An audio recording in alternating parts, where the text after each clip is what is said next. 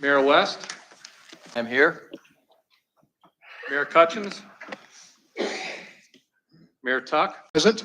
Supervisor McCarty, Supervisor Hippel, Present. Councilman Long, Mayor Alexander,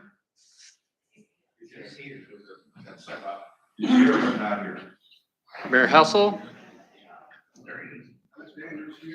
Mayor Alexander, Mayor Glover, Here.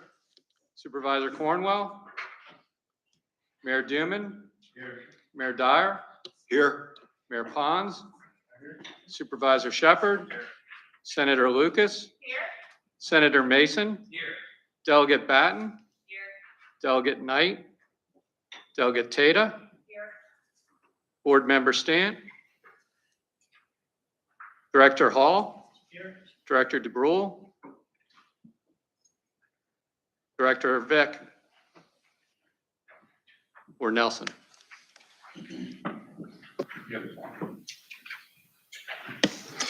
Now I'd like to have a motion and a second for approval of the agenda, please. Motion for approval. All in favor, signify aye. Opposers, nay. Motion carries. Public comment period. Director Page, do we have anyone signed up?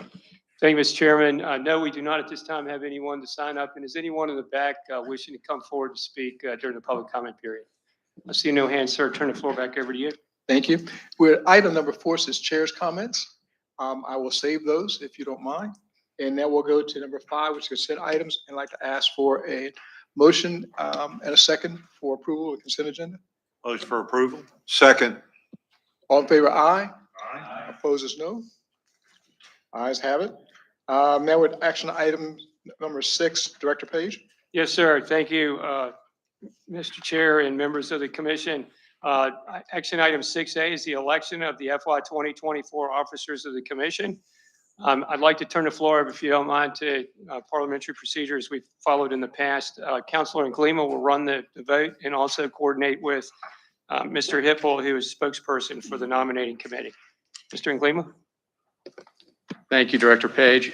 Under the bylaws, the commission members who will serve in the offices of chair and vice chair are elected annually at the commission's annual organizational meeting, which is the first meeting held in June.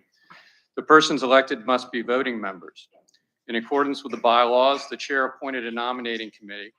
After I'm done explaining the process, the chair will ask Supervisor Hippel, chair of the nominating committee, to present the officers proposed by the nominating committee.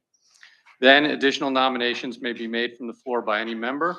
If a member desires to make a nomination, he or she would make a motion. The motion does not require a second for that person to become a nominee. After the nominating period is closed, the chair will repeat all of the nominations in the order they were received. If there are multiple nominees for each office, roll call voting will be used for each office for each nominee, proceeding in the order in which the nominations were made. When a nominee receives the requisite votes, he or she shall have been elected, and voting on further nominees discontinues. If none of the nominees receives the requisite votes, the floor will be reopened for additional nominees and the process will begin again.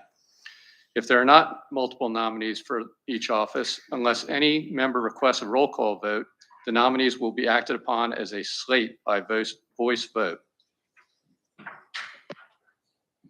Thank you. The nominating committee members conferred with each other informally to discuss the end of a 2 one-year terms of office of the current chair and vice chair. The nominating committee recommended as the FY 2024 slate of officers, Dr. Rick West, Chesapeake Mayor, as chair, and Doug Pons, Williamsburg Mayor, as vice chair. You want me to ask him any from the floor, or is that? Chair, ask for any additional nominees. I thought I'd retired already. Are there any other nominations from the floor? Okay, there's a motion to close on the said nominations. Is there a second? All in favor, aye. Aye. Opposers, no. Not one no. Gracious, all right. I was hoping to, well, actually, I'm going to pass it over anyway. All right, we're good. Now we're Can I restate the motion for And restate the motion for the slate of officers for next year. The motion is to approve Dr. Rick West, Mayor of Chesapeake, as the chair, and Mr. Doug Pons, Mayor of Williamsburg, as the vice chair. Motion and second. All in favor, aye. Opposed, no. Ayes have it. Mayor West has it.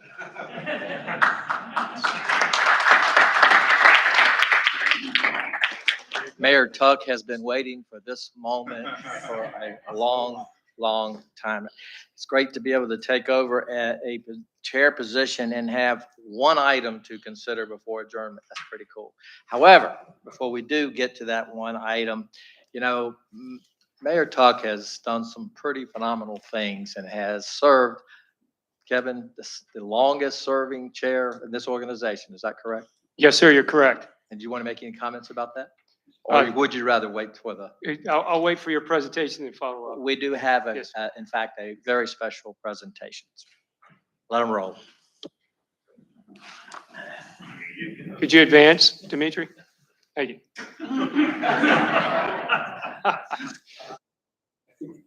If you'd like, it should be right beside you there, the little black controller there. There you go. Yep. So we realized, getting to know Mayor Tuck over the chairmanship, I got to learn to, I call it chair bonding. You know, you get to know them a little bit closer than some of the other members. What I found out is that Mayor Tuck started his career as a sports television reporter in Durham, North Carolina in 1978. So he made the mistake of sharing the video with me, which I had to lift some photographs for today. But you know, for just starting out his career, he did a great job. I will say that. Anybody that wants the video, I'm sure it's available on eBay at a price. All checks payable to HRTAC's Project Development Fund would be fine. Thank you on that. Mayor, would you like to pick up on the rest, or I can pick up and carry forward with you? Okay, thank you. So another thing I found out, this was when we were touring the tunnel boring machine one day. I knew that Mayor Tuck had worked over with the city of Norfolk under John Kiefer, because I was working with HRT at the time, making some projects evolve over there. And of course, the big change was the tide. And somehow or another, you got into a discussion with the Secretary of Transportation and others over who played in the 1987 Super Bowl and what the score was. And he made this comment. He says, well, the ring says 42-10. So I knew right there something was going on. I said, well, what in the world do you know that? So he wanted to explain to me, and I said, he was the public relations director for the Redskins for the 22 Super Bowl. But I did some digging, and thank you for helping me with that. Chair, soon to be, well, non-chair Tuck now, member Mayor Tuck, that he shared this with me because, you know, we have so many people here that have done such great things. You know, I know a fighter pilot, someone who recently wrote a book. I mean, thank you. That's a good book. I have it. And, you know, and a man that built a big house who ended up right down the street from when Patrick Henry gave his speech, "Give me liberty or give me death." He told the Secretary of Transportation, if you're going to be a bear, be a grizzly. So, but now we have with us, you know, it's out in the open now. Mayor Tuck the National Football League had noted this in the Washington Post, that he was the first Black NFL supervisor of public relations in NFL history. And that was a monumental breakthrough. And to even step it up, because everybody always loved John Kent Cook, that actually loved the Redskins. A lot of other people might not have liked him. But he said in the Post, quote, "We looked at well over 60 applicants, and he's the best man." And I will say, for 2.5 years, you've done a lot to represent us here at HRTAC, and I really know that all of the members appreciate that. And you were PR director for the Redskins at the 22 Super Bowl, which y'all did beat the Broncos. I just want to know, did you have anything to do with the beating of the Broncos? Or, you know, whether you were whispering in people's ears, you might have had the right recipe. Next slide, please, Dimitri. So, you know, Mayor Tuck, as I found doing some research for now Chair West, he asked me to do some digging on this, is that I also noted that his bio is very regionalistic, and I was very impressed with that, where it states very clearly he's involved in 14 regional memberships or affiliations. And I really think, being the staff to HRTAC, not only being the chair, but being involved in a regional organization, it's a pretty sometimes thankless job when you're elected by local government constituents, but you have to think of things on a more regional way and thread that needle. And I think you've done a great job of that for 2.5 years, which is the longest term of chair on record. As you all know, at that time, Chair Linda Johnson, now Citizen Linda Johnson, had transferred over to you midterm as chair. Next slide, please. One of the things I think, and this has been with all of our chairs, is that, during this time, you really supported the region extremely well as a listener, coordinator, consensus builder, and leader. And I hope you all can see these photographs. I know they're a little bit distant, but I'll email everyone the presentation. There's some great shots here of, Mayor Tuck. I really appreciated the ones where he speaks so well with people. As you can see there, he's with Commissioner Britch, being told explained how the tunnel boring machine works, and the expression on your face was just classic, and I had to capture that. So, and also with working with transit. Next slide. We've seen at HRTAC on the highway program, where you've gone with us on maintaining uninterrupted operations through COVID-19. While you all at the local jurisdictional level were really challenged with COVID-19, we were here as well with maintaining cash flow to all of Chris Hall's projects down at the end of the table there, so that we didn't have any construction delays, which would have obviously been cost to the commission and also the citizens by not having the availability of the projects moving forward. We also had to mark the completion of the I-64 Peninsula widening and the I-264-64 interchange projects. Debt financing was fully achieved for the HRBT project. I think, Mayor Tuck, you realized how big financing is. Just one single financing, we went all the way around your conference room table with documents and signed for over 10 minutes for that one transaction alone. And also the HRBT boring machine of the tunnels began, and the Express Lanes network has advanced and is now entering the construction phase up on the Hampton side on segment 4C. But not only on the highway side, can we have the next slide, please, Dimitri? I think that welcoming Hampton Roads Transit, William Harrell's here today. We have an action item coming up. The first and single action of the new chair following this presentation is that we've made significant advances as a commission to support HRT's regional transit through our Hampton Roads Regional Transit Fund. And I see Senator Lucas in the back there, and Senator Mason, and our other members, other delegates, Batten and Tata. It was instrumental and a real game changer for us in this region, not only to have a very robust and sustainable highway fund, but also one now that also supports transit in an independent and protected way. During this time, under your tenure, we saw new 757 express buses provide safe and reliable service, upgraded transit centers, including expanded park and ride services and that availability, improved customer amenities like new bus shelters, new technologies making transit easier to access and utilize, and then the bus service, which you'll see in these photos that are at the bottom of the slide, is the 15-minute frequency for the first time ever on the peninsula. And I don't even think in the private sector, and I come from a family that used to own private transit companies, and I used to work for what came out of the Virginia Transit Company in Richmond at that property. We never had a 15-minute service that I'm aware of to this frequency in the peninsula that you brought to the table, Mr. Harrell, with this program, so thank you. And the 757 Express has been branded. Those are the new coaches that HRTAC funded through the HRTF, and it was in the long-range plan over at HRT, which led to the funding of the project. And also, again, you can see Mayor Tuck over at the, I think this is the Hampton Transfer Center where this photograph was taken, and right there at the podium again in your leadership role, not only as the mayor of that city, but also representing HRTAC. So next slide, please. So it's been with great pleasure for me to provide this overview today in celebration of your 2.5 years at HRTAC. And thank you, Mayor West, now Chair West, for asking me to put this together to share with the commission a perspective about now our Mayor Tuck, former Chair Tuck, not only of the 2.5 years in his tenure, but also what he brings in his spirit to the table of his broad experience. And I don't know what you're going to be doing once you finally get out of office. Was it 2 more years? Year and a half. Gosh, I'm adding more time to you there. Year and a half. But I know there's some firsts for you, and you'll continue to set pace in the future. So, Chair West, I'll turn the floor over to you for the resolution of appreciation presentation. Thank you, Mr. Page. Just for a couple of last comments. I can only speak from a perspective of those of us who are elected as supervisors or council members or mayors, whatever.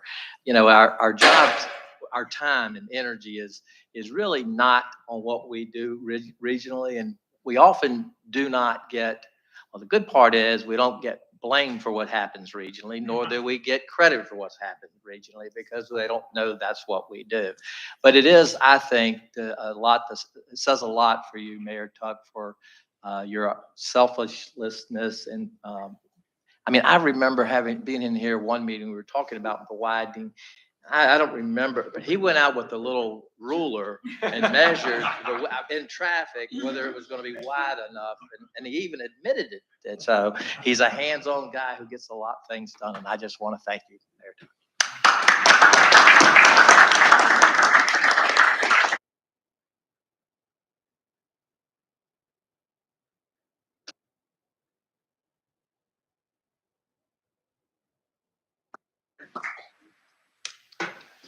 Well, we have a photo op here, but this is a resolution of appreciation to Donnie R. Tuck. I won't read the entire resolution, but you've all been through some of these before. It's an acknowledgement and appreciation for your service for 2.5 years as chair of the Hampton Roads Transportation Accountability Commission. So thank you, sir. When I was first elected in 2008, Chesapeake City Council, little did I know we would have assignments to regional organizations. And my first and only assignment was to an organization called HRT. And so it is kind of fitting and interesting that the one and only item that's chair of this organization that I would ask you, Mr. Page, to introduce item 6B. Yes, sir. Thank you, Chair West. Before you is the action agenda item 6B, which is the last action item on the agenda for today. This is the Hampton Roads Regional Transit Fund that for the Transportation District Commission of Hampton Roads for their FY 2024 application for funding. As I just mentioned, and also acknowledge the efforts of the members of the General Assembly, HRTAC is the administrator of the Hampton Roads Regional Transit Fund. And of that, Mr. Harrell and his team and the board over at HRT set forth projects in their long-range transportation plan as they bring it to us in that document as a check mark, obviously, as to their application moving into our status of evaluation, is that we've moved forward with what we have here today for fiscal year 2024. Mr. Harrell's here to answer any questions that you all may have, but the Code of Virginia requires that the 6 cities that support HRT move forward and take action on the application that's attached in the decision brief for the amount of $39,651,804 for the fiscal year 2024 Hampton Roads Regional Transit Fund projects for Hampton Roads Transit. Just in summary of overview, it completes the funding for the 757 Express first tranche of buses that were purchased. Parks Avenue Garage, which is your new operating division, it moves forward with the completion, next step of funding on that, as well as some support staff vehicles, and most importantly, the sustainable revenues from this fund that will provide for the operations of your regional backbone service, operations and maintenance. So, Chair West, I'll turn the floor back over to you to see if anyone had any questions about the overview and the decision brief. Mr. Harrell is here as well, President and CEO from HRT, could answer any more detailed questions. And then, Chair West, from there, I suggest turn the floor over to Councilor Nglima to run the vote for the 6 cities. Thank you. So before I do open, I would like to ask Mr. Harrell if you have any comments before we go to vote. Thank you very much, Mr. Chair. I just certainly want to thank the support that Kevin gives us at HRTAC. This truly is a game changer in terms of improving the overall quality of public transportation, which we know is important for the viability of the Hampton Roads region. As Mr. Page has indicated, we're truing up the bus purchases, given some increases in costs along with non-revenue vehicles, the general operating expenses and the South Side facility, which will be a more efficient operation for the organization.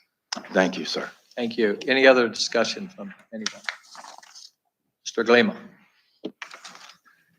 The recommended motion is that the commissioners of the member jurisdictions of Chesapeake, Hampton, Newport News, Norfolk, Portsmouth, and Virginia Beach, number one, approve the fiscal year 2024 application for funding made by the Transportation District Commission of Hampton Roads.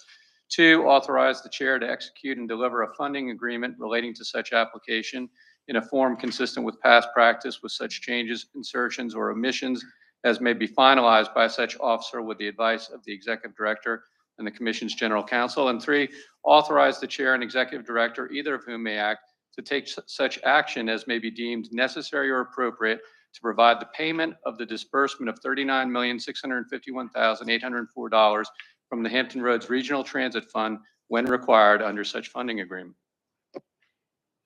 Thank you. Do we need a motion or would you go to the vote? Yep. Could we get a motion, please? Motion to approve. Thank you. Second. Just have a question. Is this going to be a roll call? Because there are only, what, 6? You can take a voice vote of the 6 jurisdictions unless anyone wants a roll call. We'll try that first. So those that are affected, the 5 cities that are here, please, if you're in favor, signify by saying aye. Aye. Any opposed? Seeing none, approved. Any comments about the information items, Mr. Page? Thank you, Chair West. Contained in Section 7 on the agenda are your informational items. It's the HRTAC monthly financial report. The commission is in good financial standing, as well as the VDOT project updates for both the HRBT project and also the projects, other projects that are underway, the Hampton Roads Express Lanes Network, and finishing up the 6 projects that we started before HRBT. I also like to, Mr. Chair, since the schedule has been adopted through the consent agenda, the HRTAC regular meeting will be conducted. The next meeting will be September 21st, 2023 at 12:30 p.m. And those are the information items I had for the commission today. Thank you.